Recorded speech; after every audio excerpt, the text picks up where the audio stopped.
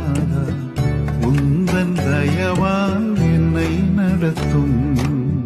வல்ல ஜீவ வாக்குத்தத்தங்கள் வரைந்தனக்காய் ஈந்ததாலே ஸ்தோத்திரம்.